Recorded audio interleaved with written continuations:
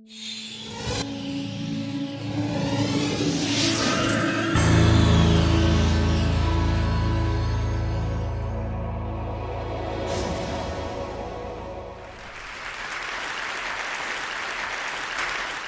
want to talk to you about something kind of big.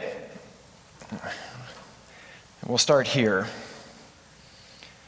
65 million years ago, the dinosaurs had a bad day. A chunk of rock, 6 miles across, moving something like 50 times the speed of a rifle bullet, slammed into the earth. It released its energy all at once. And it was an explosion that was mind-numbing. If you took every nuclear weapon ever built at the height of the Cold War, lumped them together, and blew them up at the same time, that would be 1/1,000,000th of the energy released at that moment. The dinosaurs had a really bad day. Okay? Now, 6 Mile wide rock is very large. We all live here in Boulder. If you look out your window and you can see Long's Peak, you're probably familiar with it. Now, scoop up Long's Peak and put it out in space. Take Mount Meeker, lump that in there and put that in space as well. And Mount Everest, and K2, and the Indian Peaks. And you're starting to get an idea of how much rock we're talking about, okay? We know it was that big because of the impact it had and the crater it left. It hit in what we now know as Yucatan, the Gulf of Mexico. You can see here, there's the Yucatan Peninsula, if you recognize Cozumel off the east coast there. Here is how big of a crater was left. It was huge. To give you a sense of the scale, okay, there you go. The scale here is 50 miles on top, 100 kilometers on the bottom. This thing was 300 kilometers across, 200 miles. An enormous crater that excavated out vast amounts of earth that splashed around the globe and set fires all over the planet, threw up enough dust to block out the sun. It wiped out 75% of all species on Earth. Now, not all asteroids are that big. Some of them are smaller. Here is one that came in over the United States in October of 1992. It came in on a Friday night. Why is that important? Because back then, video cameras were just starting to become popular, and people would bring them, parents would bring them, to their kids' football games to film their kids playing football. And since this came in on a Friday, they were able to get this great footage of this thing breaking up as it came in over West Virginia, Maryland, Pennsylvania, New Jersey, until it did that to a car in New York.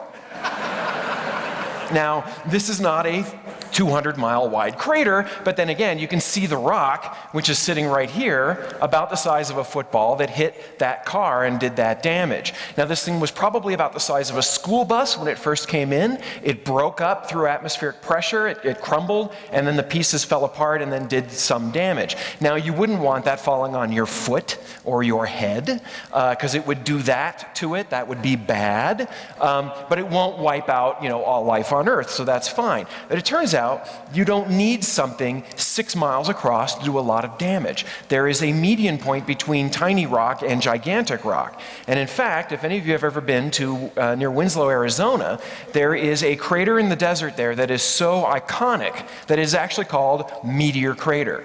To give you a sense of scale, this is about a mile wide. If you look up at the top, that's a parking lot, and those are recreational vehicles right there. So it's about a mile across, 600 feet deep. The object that formed this was probably about 30 to 50 yards across, so roughly the size of Mackey Auditorium here. It came in at speeds that were tremendous, slammed into the ground, blew up, and exploded with the energy of roughly a 20 megaton nuclear bomb, a very hefty bomb. This was 50,000 years ago, so it may have wiped out a few buffalo or antelope or something like that out in the desert, but it probably would not have caused global devastation. It turns out that these things don't have to hit the ground to do a lot of damage. Now, in 1908, over Siberia, near the Tunguska region, for those of you who are Dan Aykroyd fans and saw Ghostbusters when he talked about the greatest cross-dimensional rift since the Siberia blast in 1909, where he got the date wrong, but that's okay. It was 1908, that's fine, I can live with that. Another rock came into the Earth's atmosphere, and this one blew up above the ground, several miles up above the surface of the Earth. The heat from the explosion set fire to the forest below it. And then the shock wave came down and knocked down trees for hundreds of square miles, okay? This did a huge amount of damage. And again, this was a rock probably roughly the size of this auditorium that we're sitting in.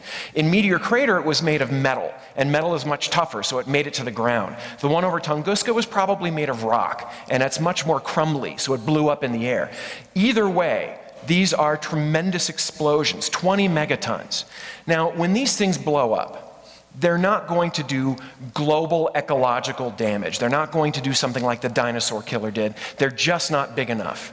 But they will do global economic damage because they don't have to hit necessarily to do this kind of damage. They don't have to have global devastation. If one of these things were to hit pretty much anywhere, it would cause a panic. But if it came over a city, an important city, not that any city is more important than others, but some of them we depend on them more on the global economic basis, that could do a huge amount of damage to us as a civilization. So, now that I've scared the crap out of you, what can we do about this? All right, this is a potential threat. Let me note that we have not had a giant impact like the dinosaur killer for 65 million years. They're very rare. The smaller ones happen more often, but probably on the order of a millennium, every few centuries or every few thousand years. But it's still something to be aware of. Well, what do we do about them? The first thing we have to do is find them. This is an image of an asteroid that passed us in 2009. It's right here. But you can see that it's extremely faint. I don't even know if you can see that in the back row. These are just stars. This is a rock that was about 30 yards across, so roughly the size of the ones that blew up over Tunguska and hit Arizona 50,000 years ago. These things are faint. They're hard to see, and the sky is really big. We have to find these things first. Well, the good news is we're looking for them. NASA has devoted money to this. The National Science Foundation, other countries are very interested in doing this. We're building telescopes that are looking for the threat. That's a great first step. But what's the second step? The second step is that we see one headed toward us, we have to stop it. What do? You've probably heard about the asteroid Apophis. If you haven't yet, you will. If you've heard about the Mayan 2012 apocalypse, you're going to hear about Apophis because you're keyed into all the doomsday networks anyway. Apophis is an asteroid. It was discovered in 2004. It's roughly 250 yards across, so it's pretty big size, bigger than a football stadium. And it's going to pass by the Earth in April of 2029, and it's going to pass us so close that it's actually going to come underneath our weather satellites. The Earth's gravity is going to bend the orbit of this thing so much that if it's just right, if it passes through this region of space, this kidney bean-shaped region called a keyhole, the Earth's gravity will bend it just enough that 7 years later, on April 13th, which is a Friday, I'll note, in the year 2036, you can't plan that kind of stuff, Apophis is going to hit us. And it's 250 meters across. So it would do unbelievable damage. Now the good news is that the odds of it actually passing through this keyhole and hitting us the next go around are 1 in a million, roughly. Very, very low odds. So I personally am not lying awake at night worrying about this at all. I don't think Apophis is a problem. In fact, Apophis is a blessing in disguise because it woke us up to the dangers of these things. This thing was discovered just a few years ago and could hit us a few years from now. It won't, but it gives us a chance to study these kinds of asteroids. We didn't really necessarily understand these keyholes, and now we do, and it turns out that's really important. Because how do you stop an asteroid like this? Well, let me ask you, what happens if you're standing on the road and a car's headed for you? What do?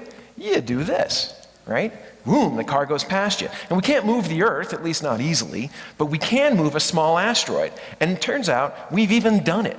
In the year 2005, NASA launched a probe called Deep Impact, which slammed a piece of itself into the nucleus of a comet. Comets are very much like asteroids.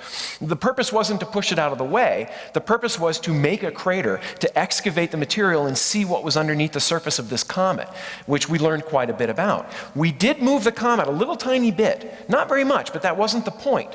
However, think about this. This thing is orbiting the sun at 10 miles per second, 20 miles per second. We shot a space probe at it and hit it. Okay? Imagine how hard that must be, and we did it.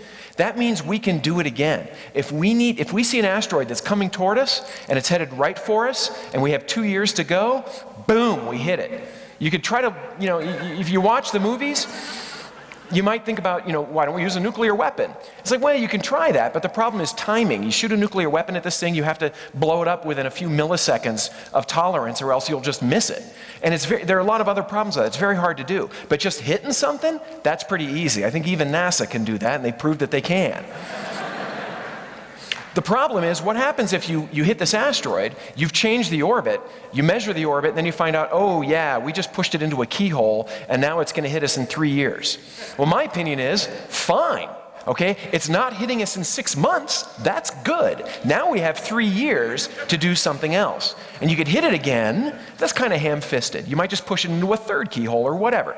So you don't do that. And this is the part, I just love. After the big macho, bam, we're going to hit this thing in the face, then we bring in the velvet gloves.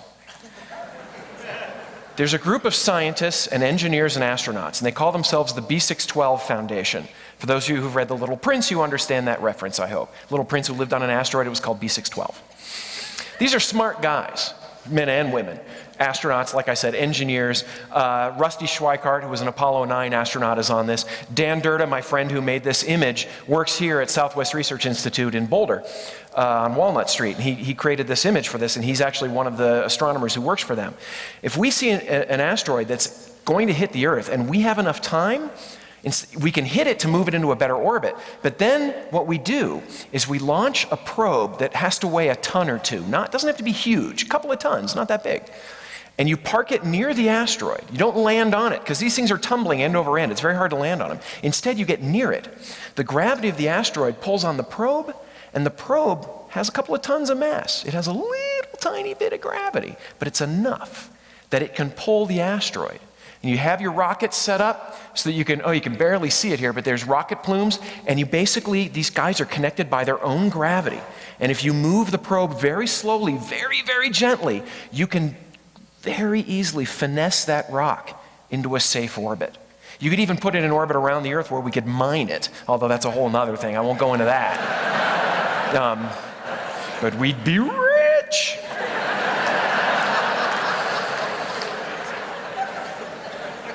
So think about this, right? There are these giant rocks flying out there, and they're hitting us, and they're doing damage to us. But we figured out how to do this, and all the pieces are in place to do this.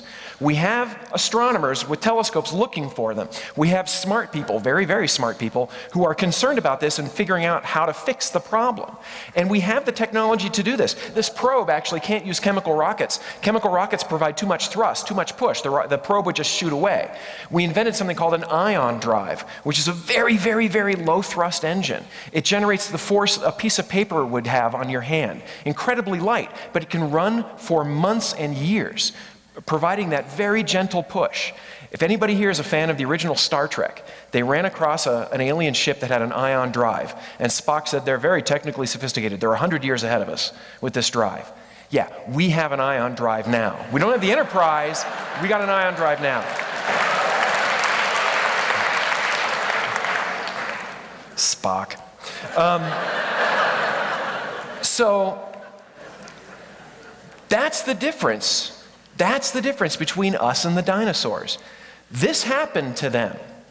It doesn't have to happen to us. The difference between the dinosaurs and us is that we have a space program and we can vote. And so we can change our future. We have the ability to change our future. 65 million years from now, we don't have to have our bones collecting dust in a museum. Thank you very much.